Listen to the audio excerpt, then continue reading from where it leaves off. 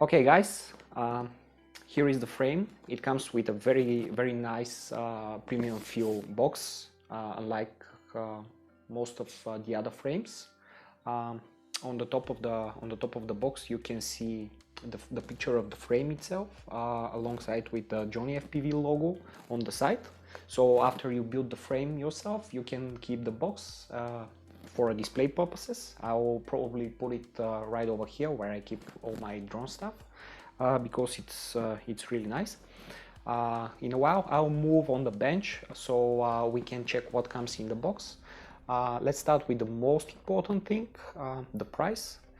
It's coming up at around 19 bucks US dollars for the States dealerships, and approximately the price for the EU market is the same, but it's in euro.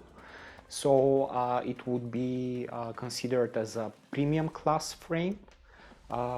And that's not a surprise, considering the fact that the Johnny's FPV name and logo is standing on the frame. So without further ado, let's move to the bench and see what's in the box. Okay, so here we are on the bench. First, let me give you some more specifications and details regarding the frame.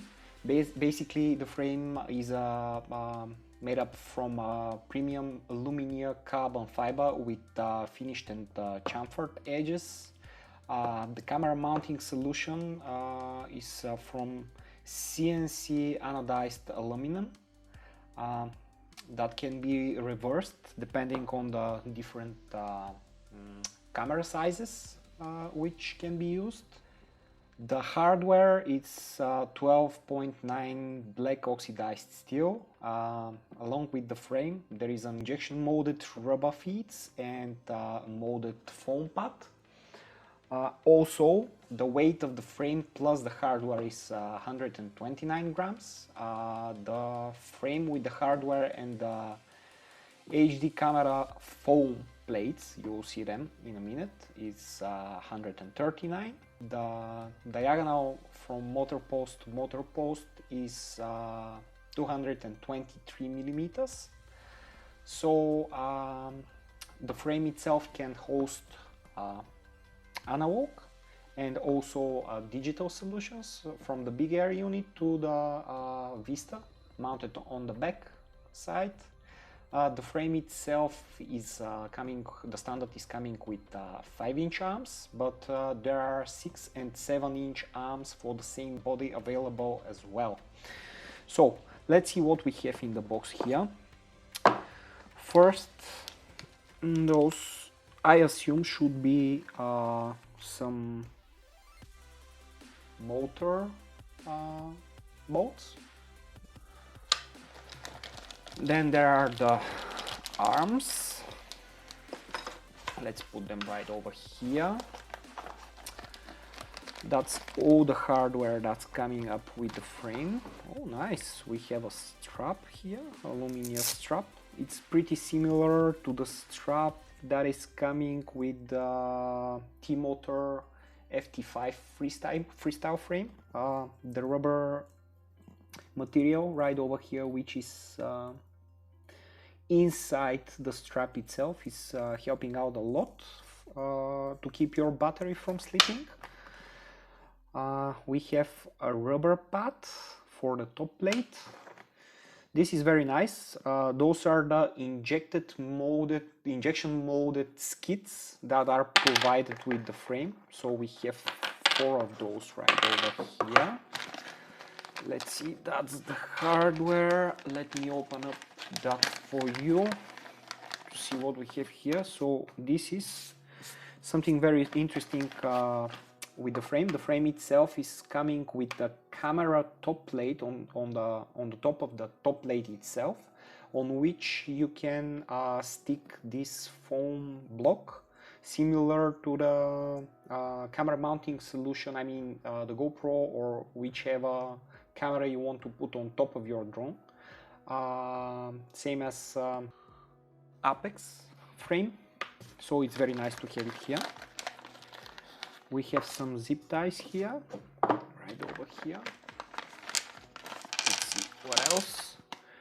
So those would be the standoffs, the screws for the frame. Yes, we have M3x6, M3x12, M3x16x25 for the stack, and M3x8. Okay, let's manage it a bit because it's a bit messy. Those would be the foam paddings or protectors which are being put on the back side of the frame to host the DJI Air unit. This is a very nice injection molded. It's actually rubber. On the pictures I thought it's plastic, but actually it's made from rubber. This would be the antenna mount on the back side of the frame. You have the opportunity, you can see right over here, it has the rectangular shape, it's a hexagon actually shape, for the SMA connector, and you can put those little rubber grommets on the back side for the air unit antennas, or you can mount it up right over here for the Caddx Vista, only one antenna. Okay, some rubber grommets, the standoffs, the rubber pads. Oh la la. Okay, so this right over here is very interesting. That's the front standoff. As said, those are made up from CNC aluminum, and then it's being oxidized. So those are the front standoffs or bracers. This right over here are some plastic pieces which are used to mount the camera plate on the top plate right over here. And yeah, so in this pack you can see that's the camera plate on which we have the opportunity to mount up these foam pads. And that's the cross piece. This is a very interesting stuff, but we will get into those details once we start building up the frame. So that's the bottom. It's a split deck design, so we have two bottom pieces, same as the apex. To be honest with you, I haven't flown a split deck frame yet, so I'm very keen to look at it. And last but not least, that's the top plate. And you probably cannot see from here, but let me just open that out.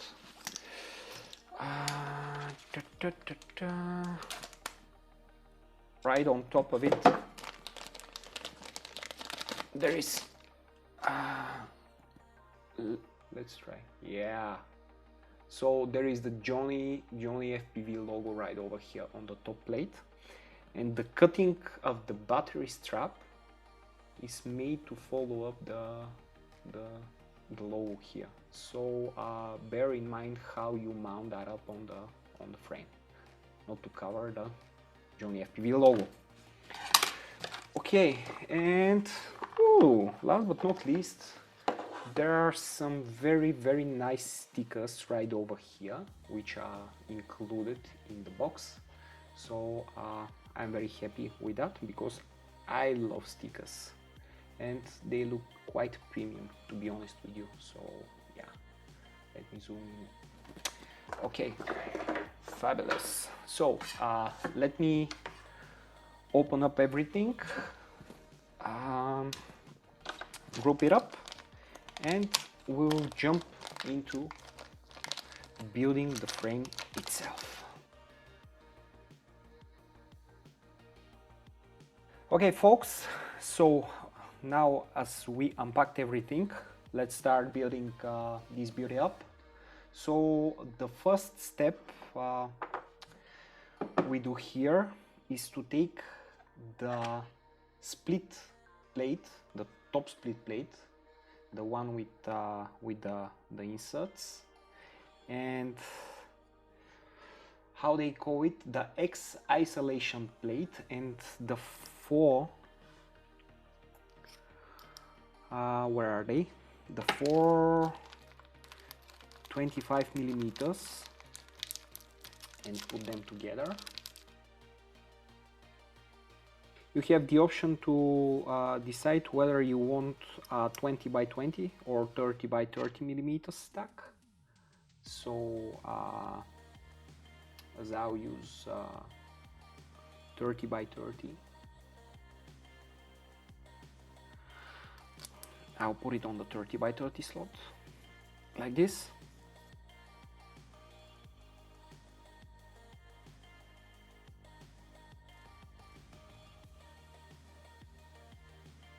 You'll need a 2.5 hex screwdriver. Then let's see. Oh, I see. Okay, so the next thing would be to take the bottom deck of the split deck bottom side alongside with those very interesting how to say it, support wedges. They are placed like so, you can see, and we'll need the two 12 millimeter screws, which are right over here.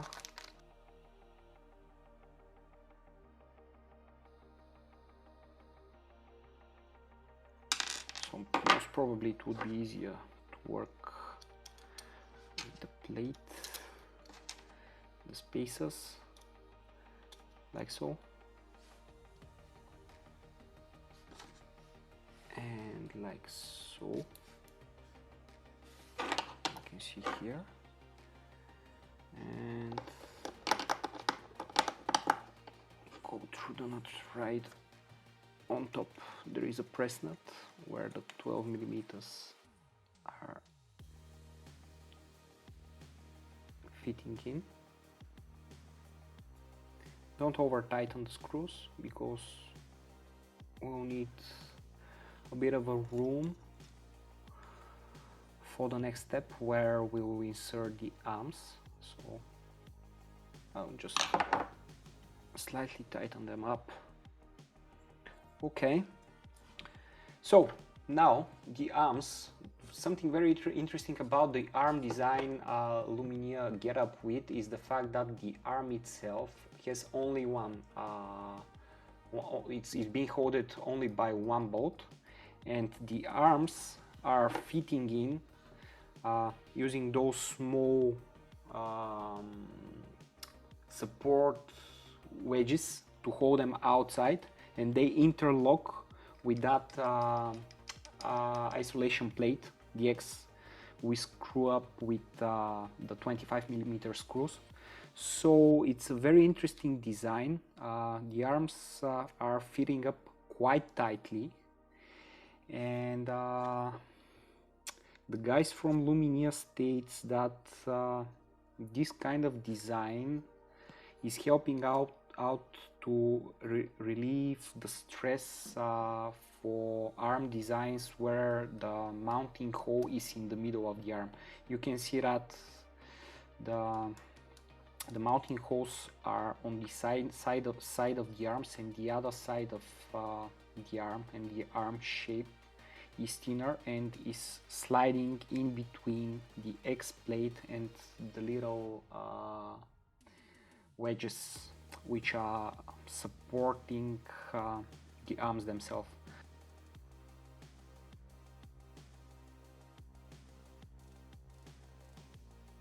Yep, it's quite a tight fit, and there is not a lot of wiggle. So now we will take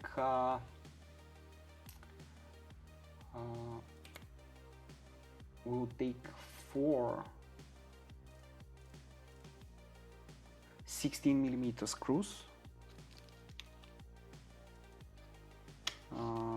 Where are the 16s? So the 12, the 8, the 16s right over there. There are only 4 included in the pack. So we take those 4 and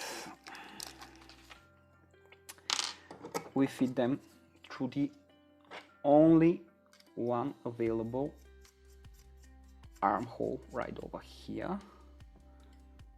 You can see that's number 1, number 2, number 3 and number 4. And we take the standoffs. There are 25 millimeters. We have 6 of them. 4 would be used for that middle section.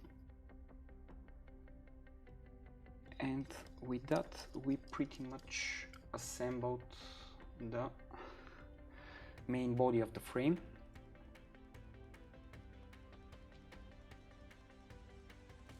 So far so good. The next step would be to place the aluminum camera plates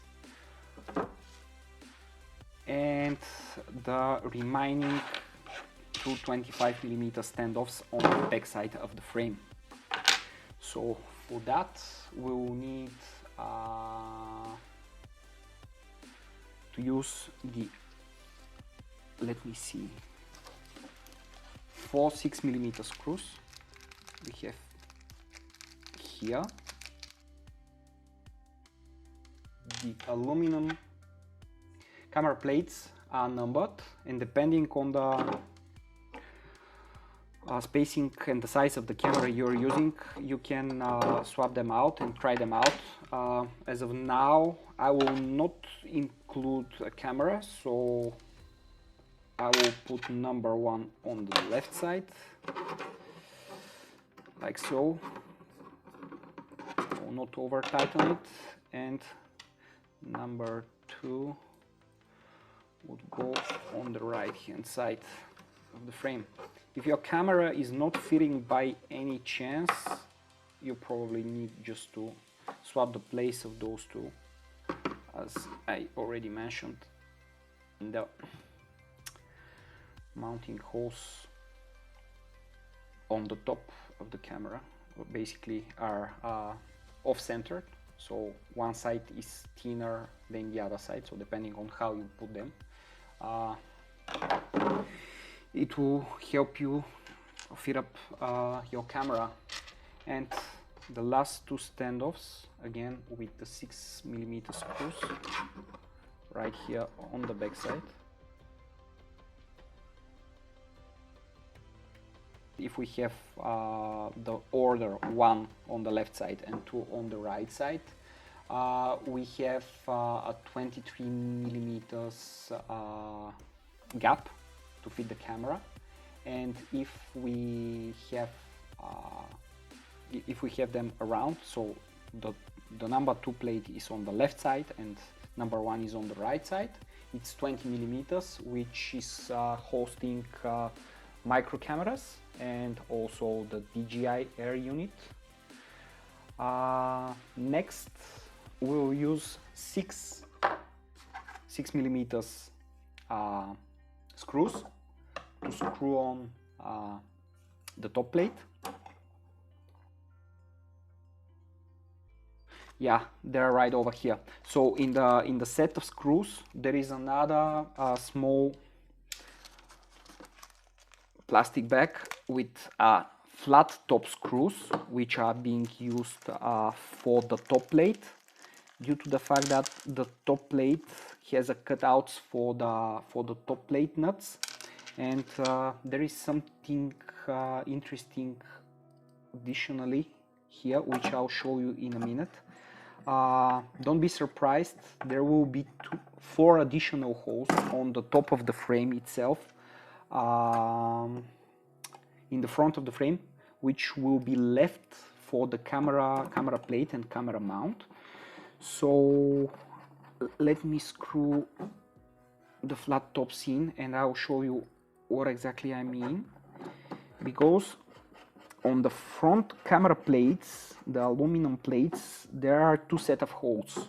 The second set of holes is for the flat top screws, which is holding the top plate, and the first set of holes, along with the 2 holes for the first standoffs, is being used to hold up the camera plate, or if you'd like to use a TPU mount, you can screw it up on those 4 remaining holes. So as I was saying, this is the first frame I see using that design, which is quite nice, and I'm really keen on trying it out, because for the frames I use, I have some mixed feelings and some mixed experience with regards to the mounting of the top plate and the durability of the top plate itself. So as you can see right over here, we have those, let me just fix, okay, now should be better. So we have those 6 holes right over here, where the flat top screws are screwing in, and those 4 are left for the provided with the kit camera plate. So now I'll show you how it is being assembled. It's called HD isolation system. So we are using the plate itself, it's right over here, and those T-mount plastic inserts, which are being used to secure the top plate, the camera plate, to the main frame body. So you put this little thing with the flat side toward the frame, like so. So there are 4 of those. There are 4 rubber garments which can be inserted through the plate. It's the same as the rubber garments used for the flight controllers.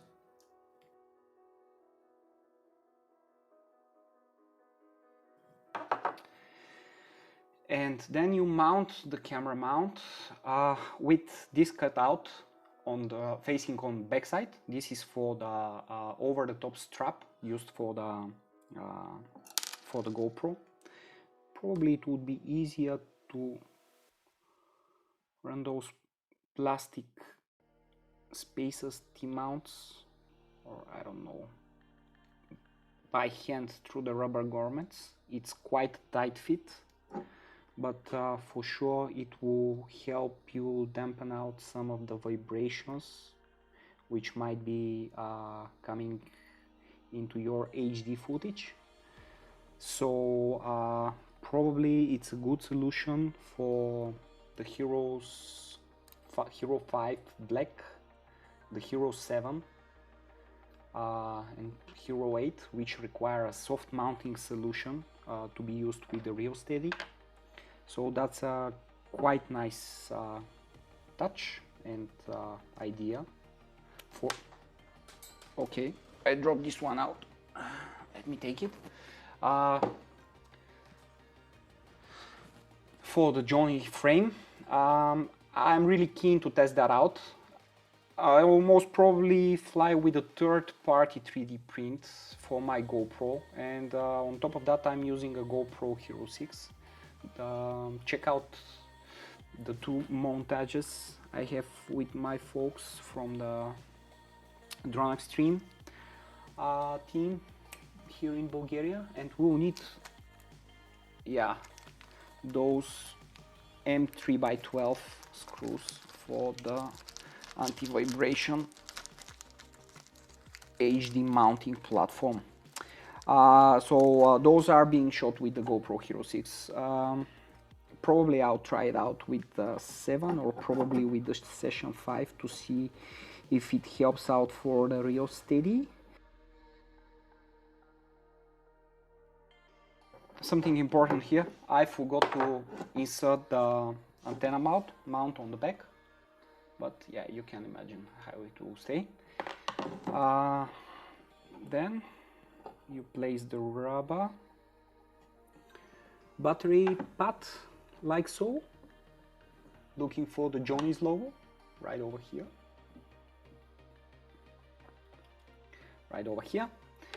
and you can stick the foam padding on top of it. So that's the build frame. It looks quite epic. It's really nice. Quite nice feel.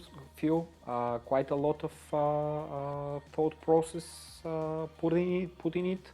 I'm really keen to understand how it will hold up compared to the Apex, compared to the more budget-friendly frames like the T-Motor and the XL5 by iFlight. A lot of innovations in the way the frame is assembled. Something I forgot to mention, the camera, the frame itself holds 30 by 30, 20 by 20, and in the front and in the back. There is a very nice niche solution right over here, underneath the front side. So there is a hole and 4 holes for a zip tie, where you can zip tie your capacitor. So you can mount it with the battery lid in front, and the capacitor is sitting quite low. I really like that way of building up my freestyle machines, so that's one additional thing that drive me toward purchasing that one.